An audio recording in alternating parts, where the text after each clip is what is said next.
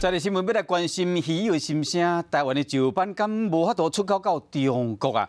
屏东邦寮两间这个养殖场呢，和中国点名讲，活石斑有验出2种的禁药，暂停进口台湾2间养殖场的活鱼啊。另外，对于台湾的活鱼啊，嘛加强检疫。消息一日传出来了，这饲鱼的人拢真紧张，出面咧发文讲鱼啊未经大买，要安怎卖？这是报关资料和有心人偷摕去用的。县政府即马已经咧调查，不过伊嘛烦恼讲会变成中国禁止往来事件翻版，因为伫去年3月份，中国先禁止咱的往来进口，9月又禁止食客加染污，石斑敢会变成下一波被锁定对象，鱼友拢真烦恼。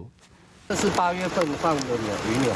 一尾搁一尾，青搁活条石斑，就算即马还搁真细尾，未来销量一定袂歹。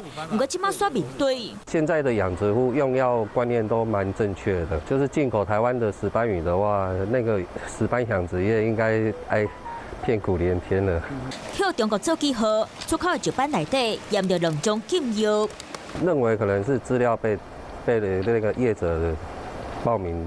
有，因为我那个时间点，我的鱼苗才8月10几号那时候才放苗。爸爸传落来事业煞发生这种代志，烦恼名声的臭气，就怀疑可能是去人害的，偷用因的资料报关，而屏东邦寮某一个业者受害。介无奈啦，毋是冤枉啦。鱼仔真就先冻起来，袂当卖，主要是迄内底有介侪人的鱼啊。业者饲鱼啊有40几年的经验，因出面讲家己是冤枉的，语气真无奈。完全唔知影到底是倒位出问题。进行了预防性的管控措施。